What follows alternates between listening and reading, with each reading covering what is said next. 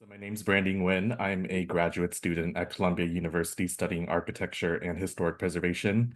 And today I'll be talking about my time in Perth, mostly about this beautiful building you see on your screen right now.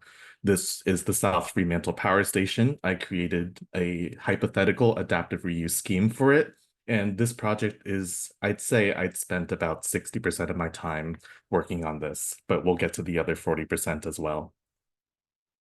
So I was stationed at a planning firm called Element Advisory in Perth, and this is the heritage team you see right now. They were all incredible. They were all great mentors, but special shout out to Kyra Lomas, who was my supervisor and former IEP program alumni. She sat in on design review. She made sure I was always comfortable and always had a great time, and I can't thank her enough.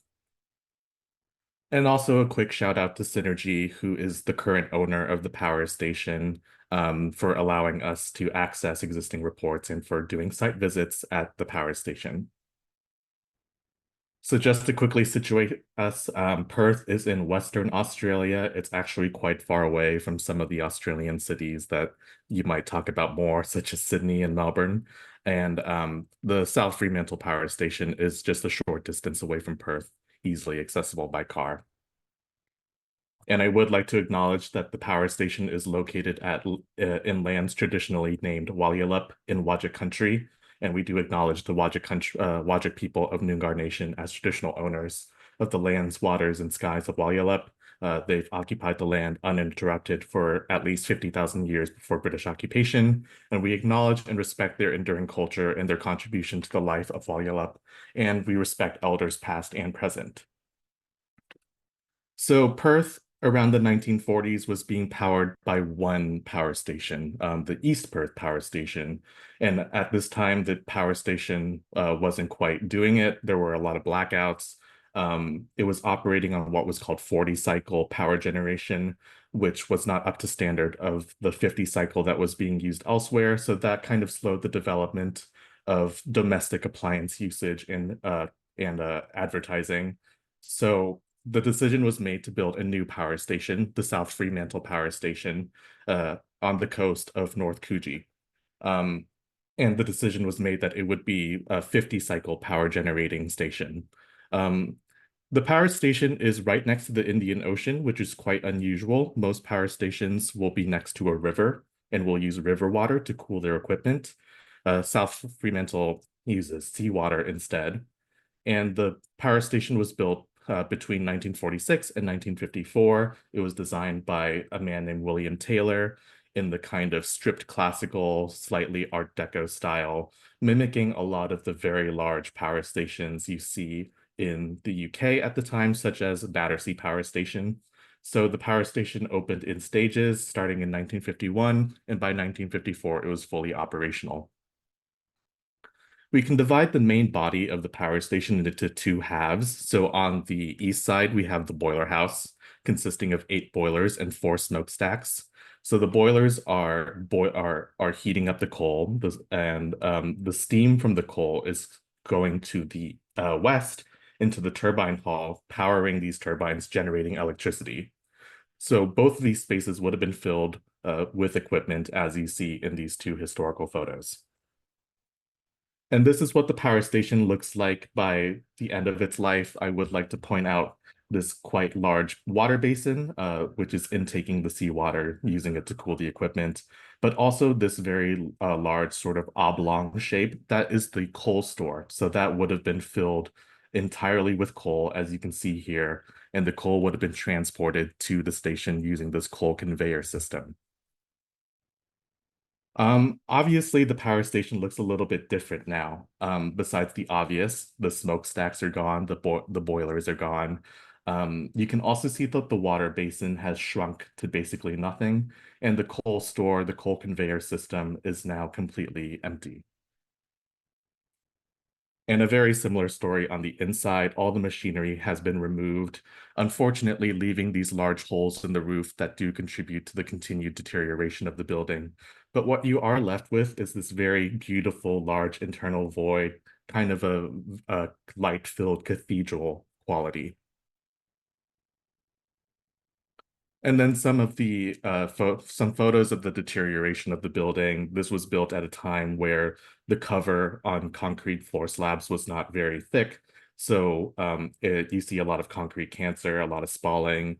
The windows are almost completely gone, which only helps to contribute to the deterioration alongside with its location next to the ocean and the seawater and ocean breeze. At the same time, this condition has made it a very attractive place for graffiti artists, and over the years, there has been extensive layers of graffiti of different skill levels, different scales, all over the building. Everywhere you can think of, there is graffiti. And the building itself has become a bit of a cultural icon. Nothing to the extent of no other building that I've ever seen.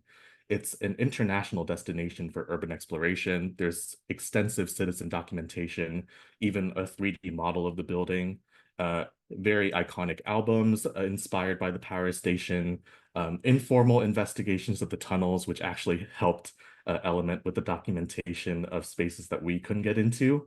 So yes, it's a very popular building, which did unfortunately lead to the death of one man who had climbed to the second story of the building and fell to his death in 2016.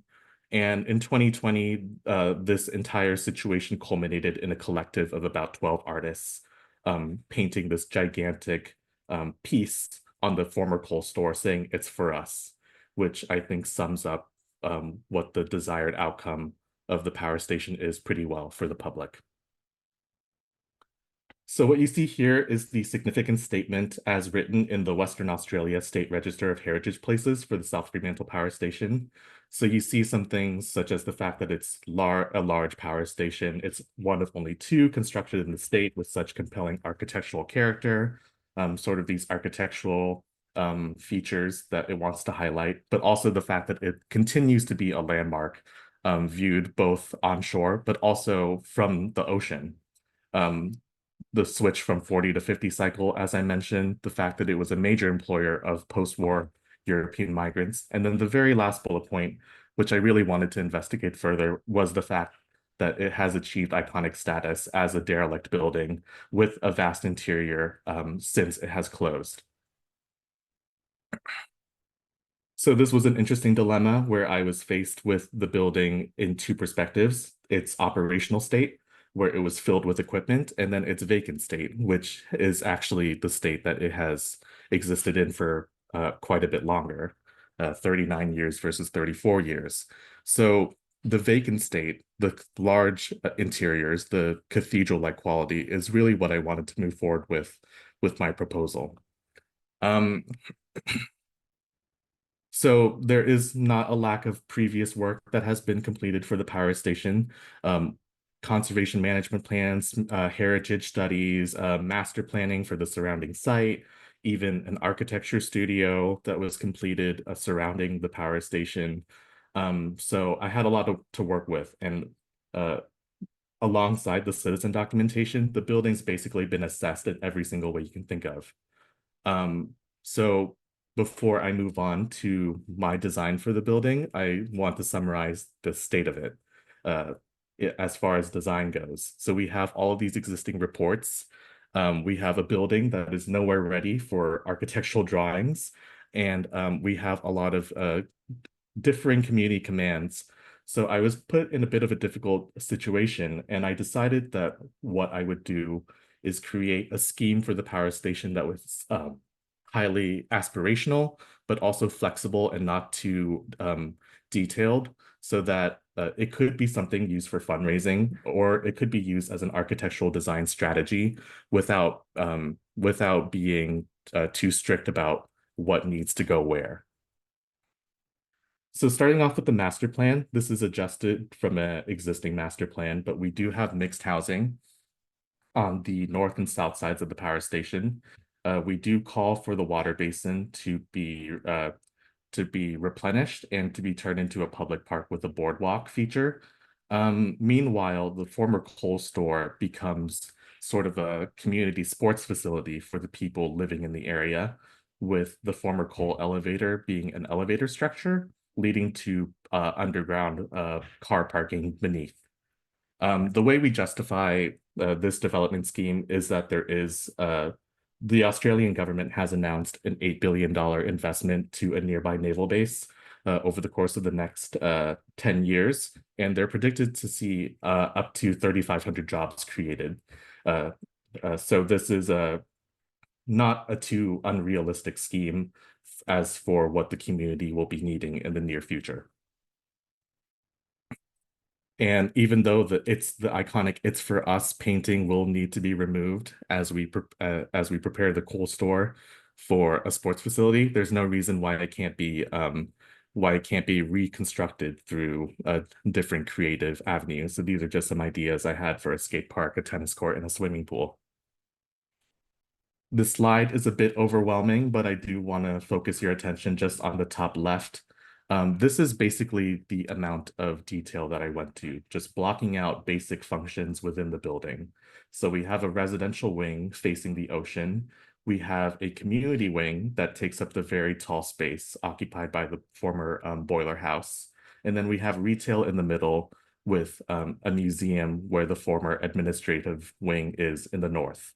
We maintain the very big voids that are in the middle because, in my opinion, they have become extremely iconic features of the building interior. And of course, we maintain the appearance of the building through its exterior facade, avoiding any functions that will pierce the windows or block the tall windows on either side. Another overwhelming slide, but this is just to say that I accompanied each little wing, programmatic wing, with vision images in order to give the client an idea of what the space could be at the very end. Again, very aspirational, intending to be inspiring, shooting for the moon. One of my favorite parts of this project was the museum wing, and this is the former administrative wing, the former area for control panels, for switch panels. And because the building is completely vacant of all its of all its historic power station equipment, it was a little difficult to create a museum around it, but we do have some options. We can obviously incorporate donated or reconstructed power station equipment. We can do an exhibit focused on interpretation of workers' lives and families. We can do graffiti exhibits, which have become obviously an iconic part of the building, or we can do an archive for documents and photos related to the power station and the power companies that have owned it over the years. Because it is a power station, it is important to continue its legacy of power generation. So solar panels were an easy win. There's a massive roof area. We used the existing Brisbane powerhouse in Queensland as a case study where we see that it on average generates 0.12 kilowatts per square meter. So given an optimistic estimate of about 4,700 square meters of usable space on the power station, it can generate up to 560 kilowatts, which is quite impressive compared to any other power station with solar panels in the world right now. And then this section of the roof we've kept open as a public feature. These holes where the former boilers were will become skylights. And then we still had the question of what to do with these 4 circles where the former smokestacks were.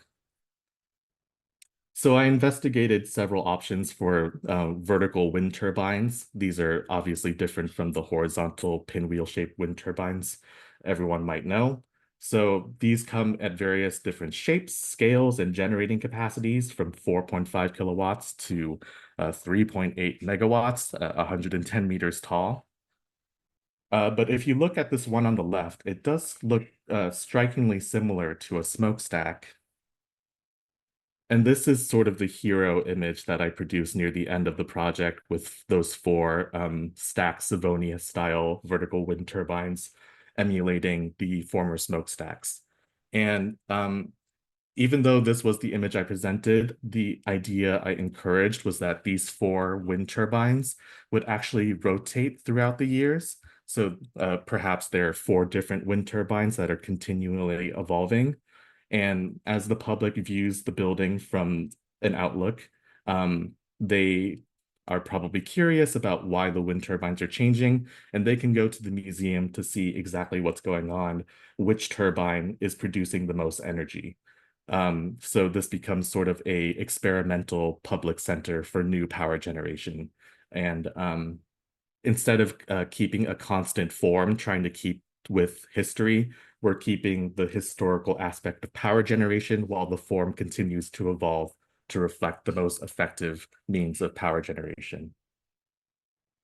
So while I was working on that project, I was in the office for, 60% of the time, but I did get a chance to go out for the other 40% of the time. And these are just some of the projects that I worked on outside of the power station, from aiding with building conditions assessment, some hands-on work with mud render and plaster, um, attending site visits, pre-bid meetings, all sorts of things, and getting very exclusive access into the inside of all of these buildings.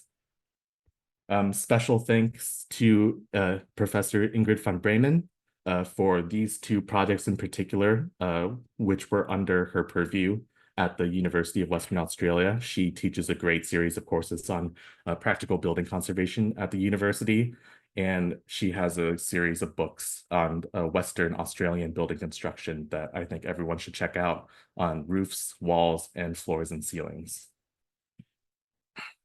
These are just some of the fun spots that I got to visit on my free time, including the Fremantle Prison, which is a World Heritage Site. Due to Kyra's connections, I did get a private tour of the ongoing conservation works here. And then just to end off with some cute animals that I saw along the way, these are definitely off my bucket list. So great, super thanks to Kyra for making sure that I got a chance to see all the iconic animals of Australia while I was here. So thank you to both World Heritage USA and Element. I had a great time.